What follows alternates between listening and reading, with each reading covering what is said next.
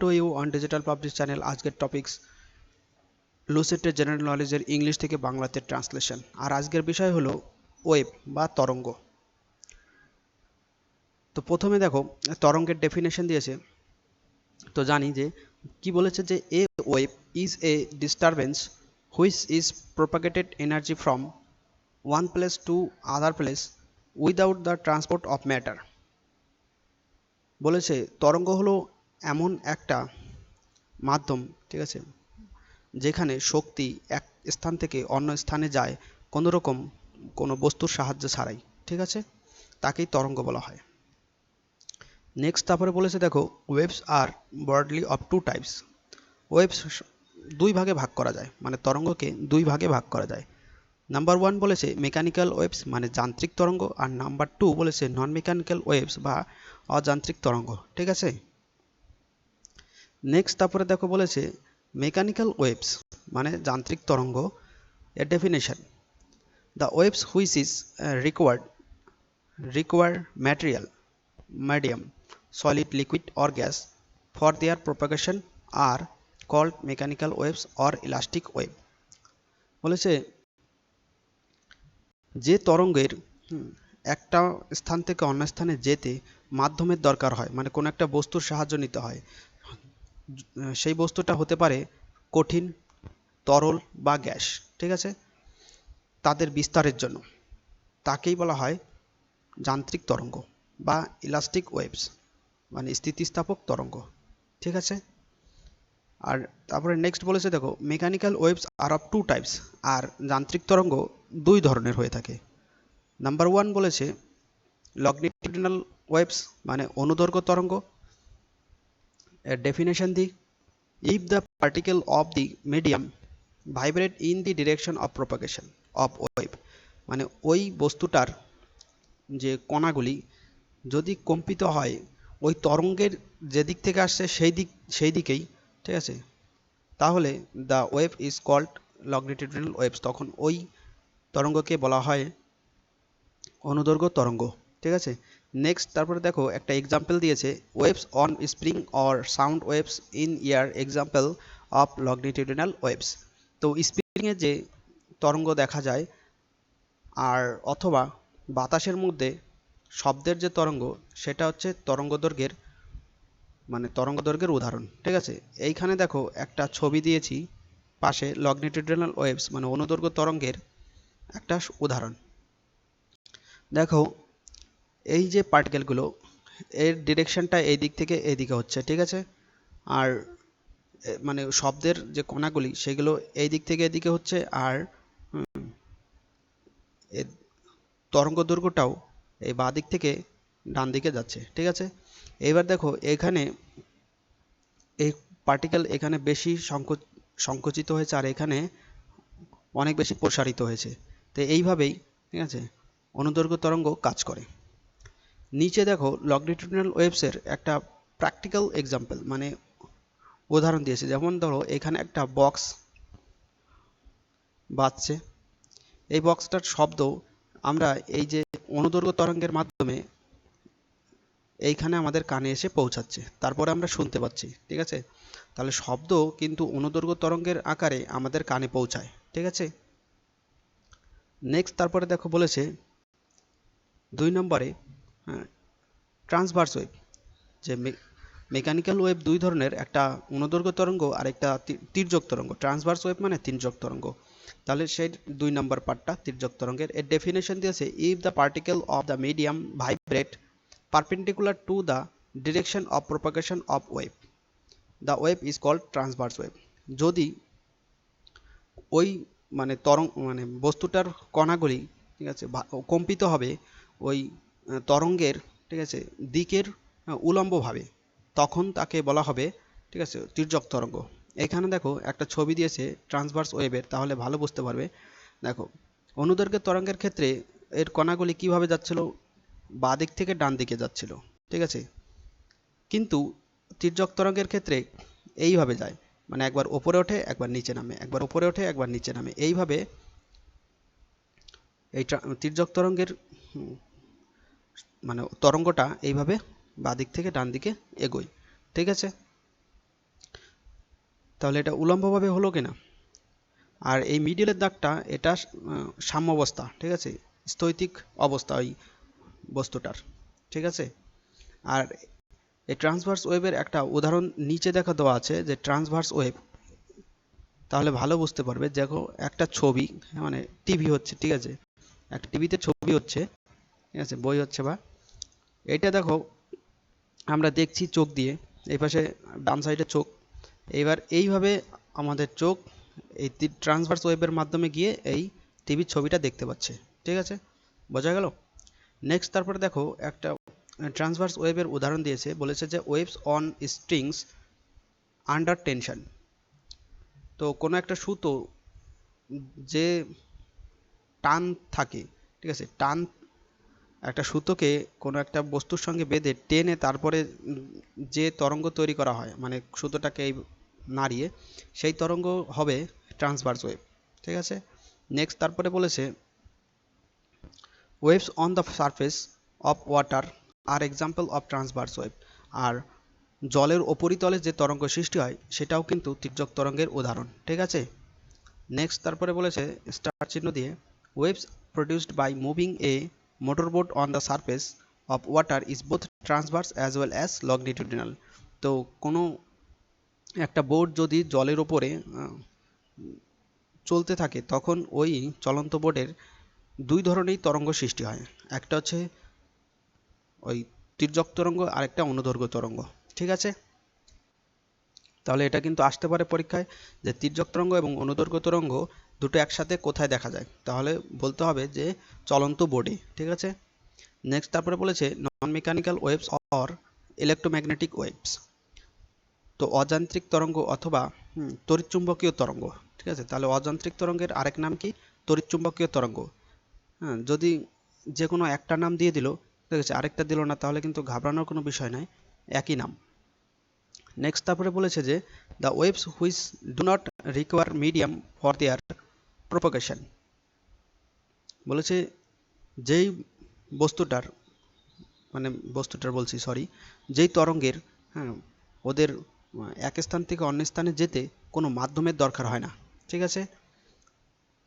Which can not, মানে which can propagate even through the vacuum are called non mechanical waves. তো যেই তরঙ্গ এমনকি শূন্য মাধ্যমেও ওর বিস্তার লাভ করতে পারে, তাকে তড়িৎচুম্বকীয় তরঙ্গ বা অযান্ত্রিক তরঙ্গ বলে। নেক্সট তারপরে বলেছে দেখো light, heat are the example of non mechanical waves. তো আলো এবং তাপ এই দুটোই কিন্তু এই নন মেকানিক্যাল ওয়েভের উদাহরণ। নেক্সট তারপরে বলেছে in fact all the electromagnetic waves are non mechanical waves. এমনকি সব, ঠিক আছে, তড়িৎচুম্বকীয় তরঙ্গ কিন্তু এই নন মেকানিক্যাল ওয়েভসের মধ্যে পড়ে, ঠিক আছে।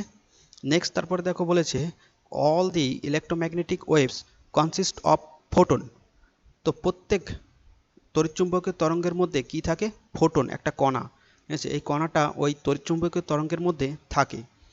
তাহলে এটা এখান থেকে কোশ্চেন আসতে পারে যে ইলেকট্রোম্যাগনেটিক ওয়েভ মানে তড়িৎচুম্বকীয় তরঙ্গের মধ্যে কি কণা থাকে, তখন অ্যান্সার হবে ফোটন কণা, ঠিক আছে। নেক্সট তারপরে বলেছে the wavelength range of electromagnetic wave is 10⁻⁻14 metre to 10⁻⁻, sorry minus নেই, 10⁻⁴ মিটার, ঠিক আছে। বলেছে তাহলে যে ওই তড়িৎচুম্বকীয় তরঙ্গের তরঙ্গ দৈর্ঘ্যের রেঞ্জটা কত, ঠিক আছে, তখন অ্যান্সারটা হবে 10⁻⁻14 মিটার টু 10⁻⁻4 মিটার, ঠিক আছে। নেক্সট তারপরে দেখো বলেছে যে properties of A electromagnetic waves. তো কোনো তড়িৎচুম্বকীয় তরঙ্গের বৈশিষ্ট্য কি? ফার্স্ট বৈশিষ্ট্য দেখো বলেছে দে আর নিউট্রাল অর আনচার্জ, মানে ওই তড়িৎচুম্বকীয় তরঙ্গের মধ্যে কোনো প্রকার চার্জ থাকে না, ওটা নিউট্রাল থাকে, ঠিক আছে। নাম্বার 2 বলেছে they propagate as transverse wave. আর এই তড়িৎচুম্বকীয় তরঙ্গ, ঠিক আছে, তির্যক তরঙ্গের মাধ্যমে বিস্তারিত হয়, বিস্তার লাভ করে আর কি, ঠিক আছে। নাম্বার 3 বলেছে they propagate with the velocity of light. আর তারা, ঠিক আছে, ওই তড়িৎচুম্বকীয় তরঙ্গের যে গতিবেগটা আর আলোর গতিবেগ সমান হয়, ঠিক আছে, আলোর গতিবেগে ওদের গতিবেগ। নাম্বার 4 বলছে দে কন্টেইনস এনার্জি অ্যান্ড মোমেন্টাম। আর তড়িৎচুম্বকীয় তরঙ্গের মধ্যে কিন্তু শক্তি এবং ভরবেগ দুটোই থাকে, ঠিক আছে। নেক্সট 5 নম্বর বলেছে their concept was introduced by Maxwell. আর এই তড়িৎচুম্বকীয় তরঙ্গের ধারণাটা প্রথম দিয়েছিল ম্যাক্সওয়েল নামে একজন বিজ্ঞানী, ঠিক আছে। তাহলে এটা কোশ্চেন আসতে পারে যে তড়িৎচুম্বকীয় তরঙ্গের ধারণা কে দেন, রাইট অ্যান্সার হবে ম্যাক্সওয়েল, ঠিক আছে। নেক্সট তারপরে বলেছে ফলিং ওয়েভস আর নট ইলেকট্রোম্যাগনেটিক্স। তো নিচের কিছু তরঙ্গ বা বলা আছে বা রে, ঠিক আছে, রে মানে আলোর গুচ্ছ, যেগুলো কিন্তু তড়িৎচুম্বকীয় তরঙ্গ নয়। যেমন নাম্বার 1 বলেছে ক্যাথোড রে, মানে ক্যাথোড রশ্মি, ঠিক আছে। এই ক্যাথোড রশ্মি কিন্তু এটা ইলেকট্রোম্যাগনেটিক নয়, কারণ এর মধ্যে একটা চার্জ আছে, নেগেটিভ চার্জ, ঠিক আছে। আর নাম্বার 2 বলেছে ক্যানাল রে, এটাও ইলেকট্রোম্যাগনেটিক নয়। তারপরে আলফা রে, বিটা রে, তারপর sound waves and ultrasonic waves, এগুলো ইলেকট্রোম্যাগনেটিক ওয়েভ নয়, মানে তড়িৎচুম্বকীয় তরঙ্গ নয়, ঠিক আছে। তাহলে এটা ভেরি ভেরি ইম্পর্টেন্ট। মাঝে মাঝে কোশ্চেনে দিয়ে যায় যে নিচের কোনটি তড়িৎচুম্বকীয় তরঙ্গ, তখন ক্যাথোড রে, ক্যানেল রে এগুলো দিয়ে দিল, ঠিক আছে। তাহলে এগুলোর কোনোটি কিন্তু অ্যান্সার হবে না, এগুলো কোনোটি তড়িৎচুম্বকীয় তরঙ্গ নয়। নেক্সট তারপরে বলেছে সাম ইম্পর্টেন্ট ইলেকট্রোম্যাগনেটিক ওয়েভস, কিছু গুরুত্বপূর্ণ, ঠিক আছে, ইলেকট্রোম্যাগনেটিক তরঙ্গ, মানে তড়িৎচুম্বকীয় তরঙ্গ নিচে কিছু গুরুত্বপূর্ণ দেওয়া আছে। ফার্স্ট বলেছে যে ইলেকট্রোম্যাগনেটিক ওয়েভস মানে তড়িৎচুম্বকীয় তরঙ্গ, এখানে তড়িৎচুম্বকীয় তরঙ্গের নাম আছে, আর তারপরে আছে ডিসকভার, তারপরে আছে ওয়েভলেন্থ রেঞ্জ ইন মিটার, ঠিক আছে, তরঙ্গ দৈর্ঘ্যের যে রেঞ্জ মিটারে, আর ফ্রিকোয়েন্সি রেঞ্জ। তো মেইনলি আমাদের এই দুটো লাগে, ঠিক আছে, যে ইলেকট্রোম্যাগনেটিক ওয়েভস আর ডিসকভার কে আবিষ্কার করেছে, এই দুটোই তাহলে আমরা এখানে পড়ে নিই। রেঞ্জ পরীক্ষায় খুবই কম আসে।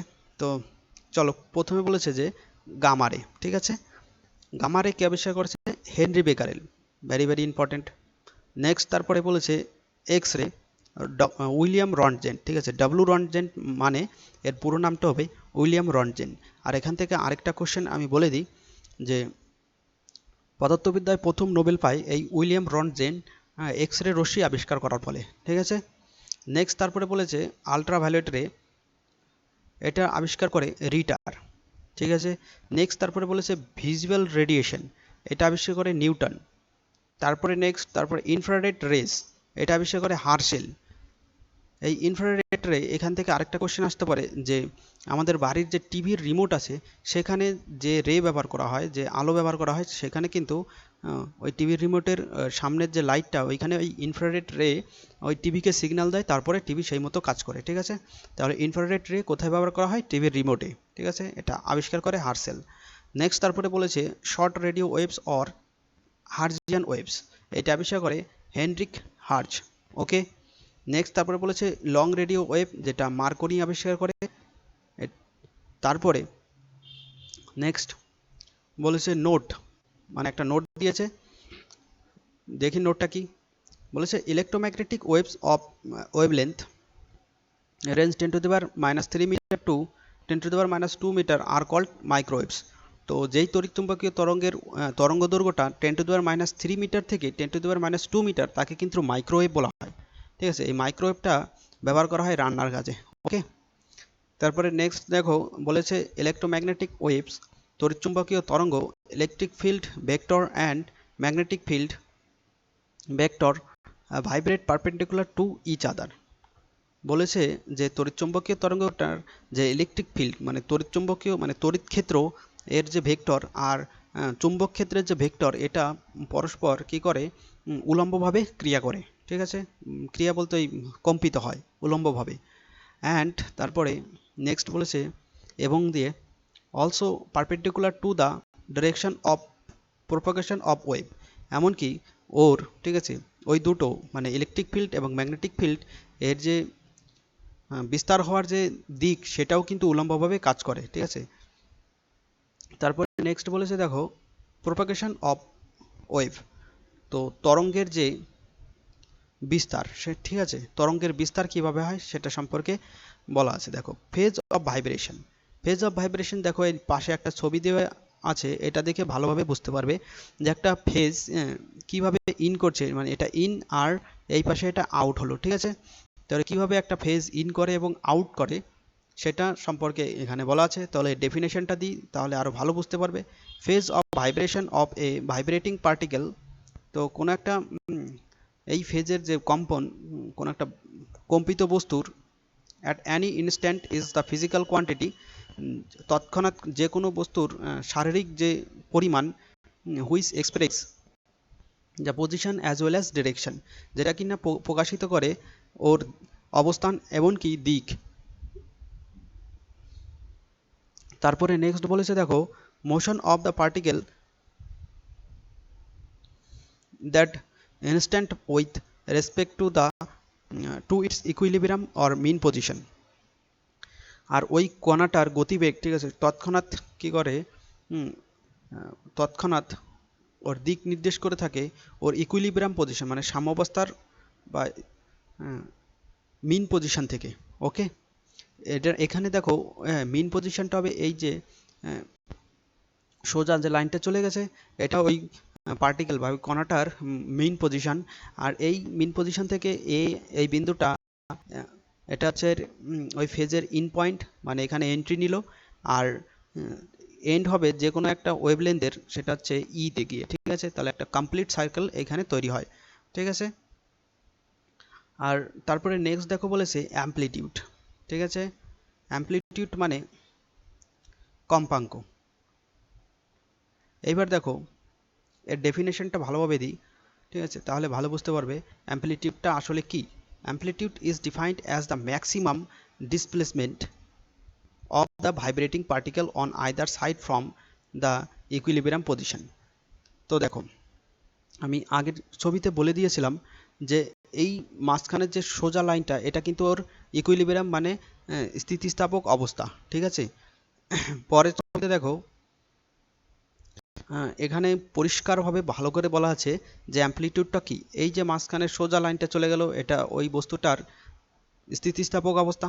এইবার ওপরের দিকে যে ওয়েভটা গেল, এটার এই স্থিতিস্থাপক অবস্থান থেকে এই টপ টপ যে অবস্থানটা, মানে যতটা উচ্চ পর্যন্ত ওপরে ওই ওয়েভটা উঠছে, আর নিচে যে যাচ্ছে, ঠিক আছে, নিচে যতটা পর্যন্ত যাচ্ছে ওই স্থিতিস্থাপক অবস্থান থেকে, ওটাকে বলা হয় অ্যামপ্লিটিউড, ঠিক আছে। এখানে দেখো তীর চিহ্ন দিয়ে ভালোভাবে বুঝিয়ে দিয়েছে যে স্থিতিস্থাপক অবস্থান থেকে সর্বোচ্চ যতটা পর্যন্ত উপরে উঠছে, সেটা ওই যে দূরত্ব, ওই দূরত্বকে অ্যামপ্লিটিউড বলা হয়। নিচের ক্ষেত্রেও তাই, যদি এখান থেকে এরকম নিচেও যায় তবুও সেটা অ্যামপ্লিটিউডই হবে। ওকে, এইবার নেক্সট দেখো বলেছে ওয়েভলেন্থ মানে তরঙ্গ দৈর্ঘ্য। এর ডেফিনেশন দিয়ে তারপরে ছবিতে যাচ্ছি, ঠিক আছে।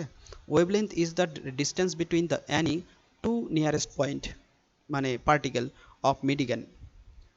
তো ওয়েভলেন্থটা হলো কোনো দুটো কাছের যে বস্তুটার দূরত্ব, ঠিক আছে, সেই দূরত্বকে বলা হয় তরঙ্গ দৈর্ঘ্য। ভাইব্রেটিং ইন সেম ফেজ, যেটা কিনা একই ফেজে কম্পিত হচ্ছে। আর এটা নেক্সট তারপরে বলেছে দেখো, it is denoted by the Greek letter lambda, যেটা এই যে এই অক্ষর দ্বারা প্রকাশ করা হয়, ঠিক আছে। আর এটা গ্রিক অক্ষর ল্যামডা দ্বারা প্রকাশ করা হয়। তাহলে ওয়েভলেন্থটা কি দ্বারা প্রকাশ করা হয়? ল্যামডা দ্বারা। এইবার দেখো ওয়েভলেন্থটা কি আসলে। দেখো এই একটা তরঙ্গ দৈর্ঘ্যের ফার্স্ট যে ফেজটা, আর তারপরে নিচেরটা কিন্তু ধরা যাবে না, তারপরের যে ওয়েভলেন্থ আছে, এই ওয়েভলেন্থের মধ্যে যে দূরত্ব, এই দূরত্বটাকে বলা হয়, ঠিক আছে, তরঙ্গ দৈর্ঘ্য, ঠিক আছে। তাহলে ফার্স্ট যে ফেজটা যে উপরে উঠছে, আর তারপরে ওপরের যে ওপরে মানে ওপরের দিকে যেটা উপরে উঠছে, নেক্সট যে ঢেউটা, ঠিক আছে, বা তরঙ্গটা, সেটাকে বলা হয় ওয়েভলেন্থ, ঠিক আছে। নিচের ক্ষেত্রেও তাই হবে, এখান থেকেও আর এই পর্যন্ত একটা ওয়েভলেন্থ, ঠিক আছে। আর তারপরে আবার এখান থেকে এটা আরেকটা ওয়েভলেন্থ, এইভাবে কাউন্টিং হয়, আর এটাকেই বলা হয় ওয়েভলেন্থ। আর নিচে তারপরে দেখো বলেছে ইন ট্রান্সভার্স ওয়েভস, তো তির্যক তরঙ্গে distance between two consecutive crest, এই ক্রেস্টটা কি। আর তারপরে বলেছে অর থ্রো, এই ক্রেস্ট আর থ্রো, দেখো নিচে এখানে বলা আছে যে ক্রেস্ট কাকে বলা হয়। দেখো যদি এই ঢেউটা, ঠিক আছে, স্থাপক অবস্থান থেকে যদি ঢেউটা ওপর দিকে যায়, দুটো ঢেউ, এই দুটো ঢেউকেই বলা হয়, ঠিক আছে, ক্রেস্ট। আর যদি ওই ঢেউটাই নিচের দিকে হয় তাহলে কিন্তু বলা হবে থ্রো। ঠিক আছে, তাহলে ক্রেস্ট আর থ্রো কি বোঝা গেল? তাহলে টপিকসে আসি। বলেছে তির্যক তরঙ্গে, ঠিক আছে, দুটো পরপর ওই ক্রেস্ট এবং থ্রো এর দূরত্ব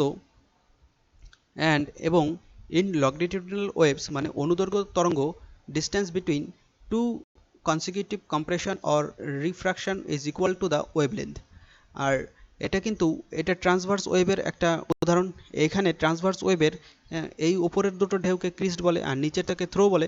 কিন্তু যদি বলেছে লংজিটিউডিনাল ওয়েভস হয় তাহলে বলেছে যে কম্প্রেশন, দুটো পরপর কম্প্রেশন, মানে এইখানে একটা কম্প্রেশন হচ্ছে, এটা লংজিটিউডিনাল ওয়েভস। আর এই যে কম্প্রেশন, এই দুটোর মধ্যে যে দূরত্ব, ঠিক আছে।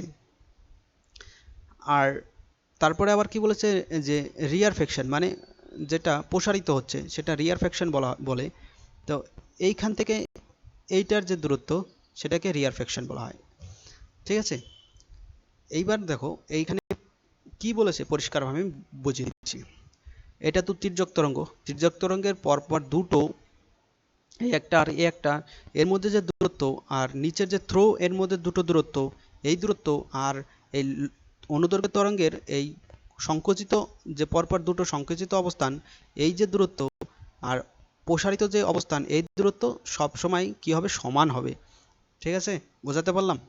যদি না বোঝো তাহলে কি নিচে কমেন্ট বক্সে আমাকে অবশ্যই মানে বলবে কোথায় বুঝতে পারোনি। ঠিক আছে, নেক্সট তারপর দেখো বলেছে relation between wavelength, frequency and velocity of wave.